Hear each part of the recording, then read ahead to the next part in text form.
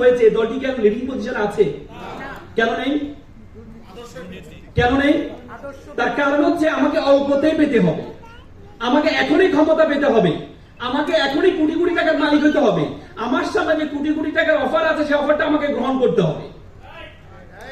সে অফারটা গ্রহণ করতে হবে এজন্য যে দূরদর্শিতা, যে আমাকে 31 দিন পরে, 3 বছর পরে, 4 বছর পরে আমার দলটাকে আমি কোথায় নিব সে চিন্তা নাই। তাদের কথা হচ্ছে আমাকে এখনই এমপি হতে হবে, আমাকে এখনই মন্ত্রী হতে হবে। তার মানে আমাদের যুব সমাজ জন্য অ্যালার্মিং হচ্ছে আমরা অল্পতে বক্সের বাইরে চিন্তা করতে পারি না।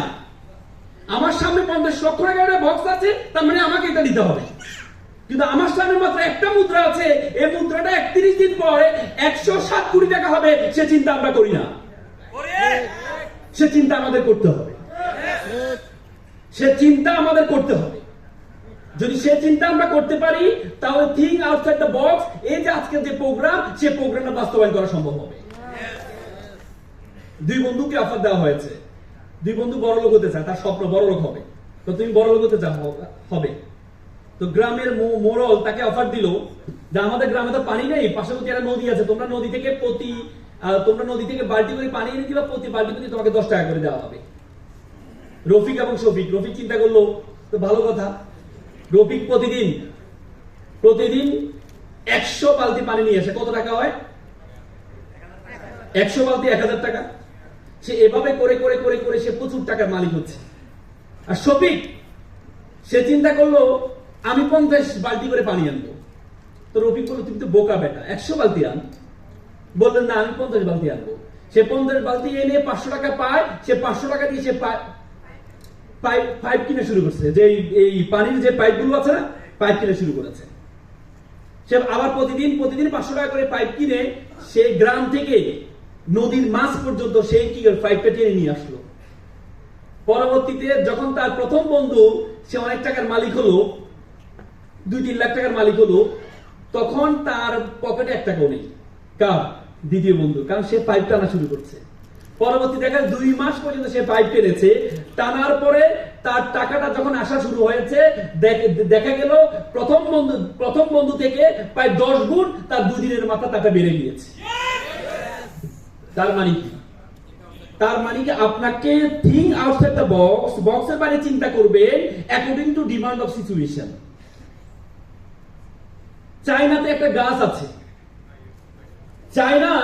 চায়নাতে একটা বাঁশ গাছ আছে, সেই বাঁশ গাছটা দেখা যায় 5 বছরে মাত্র এটা এতটুকু বাড়ে, 1 ফুট বাড়ে 5 বছরে। 6 বছরের মাথায় মাত্র 1 মাসে 93 ফুট হয় এই বাঁশটা। কত ফুট? আপনি যদি 5 বছর পর্যন্ত আপনি চিন্তা করেন যে কি করলাম, শুধু পানিয়ে দিচ্ছি, বাঁশ তো বড় হয় না।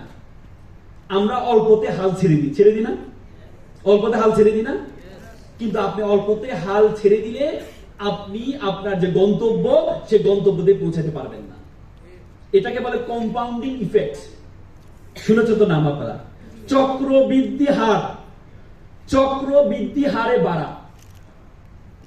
এই চক্রবৃদ্ধি হারে আমাদেরকে বাড়াইতে হবে। আল্লাহ তাআলা কোরআনে ফামাই ইয়ামাল মিসকালা জাররাতিন খায়রান ইয়ারা ওয়া মাই ইয়ামাল মিসকালা জাররাতিন শাররান ইয়ারা। জাররা পরিমাণ কাজ করতে হবে।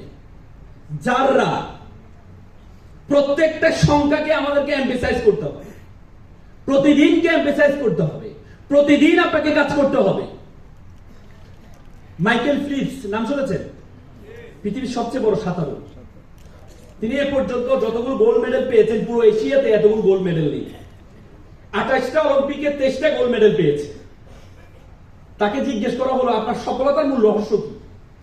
উনি বলে আমি প্রতিদিন 3 ঘন্টা সাঁতার করি। সবাই তো অবাক, মাত্র 3 ঘন্টা? তিনি বলে প্রতিদিন। সবাই আবার বলে মাত্র 3 ঘন্টা? তিনি বলে প্রতিদিন। তিনি বলে আমি প্রতিদিন মানে প্রতিদিন। আমার আজকে আমি অসুস্থ, তারপরও আমি 3 ঘন্টা। আজকে আমাদের বড়দিন, তারপরও আমি 3 ঘন্টা। আজকে আমার বিয়ে হয়েছে, ওই দিনও আমি 3 ঘন্টা সাঁতার করেছি। তার মানে যেদিন আমি গোল্ড মেডেল পেয়েছি, তারপরের দিন গিয়েও আমি 3 ঘন্টা সাঁতার কেটেছি। তার মানে প্রতিদিন প্রতিদিন মাত্র 3 ঘন্টা করে পৃথিবীতে সবচেয়ে বেশি গোল্ড মেডেল অর্জন করেছে মাইকেল ফেলপস। তার মানে কন্টিনিউটি। আপনি যদি যে কোনো একটি কাজ ধারাবাহিকভাবে যদি আপনি করতে পারেন, তাহলে আপনি সফল হবেন। পারবেন ইনশাল্লাহ, পারবেন ইনশাল্লাহ। আমি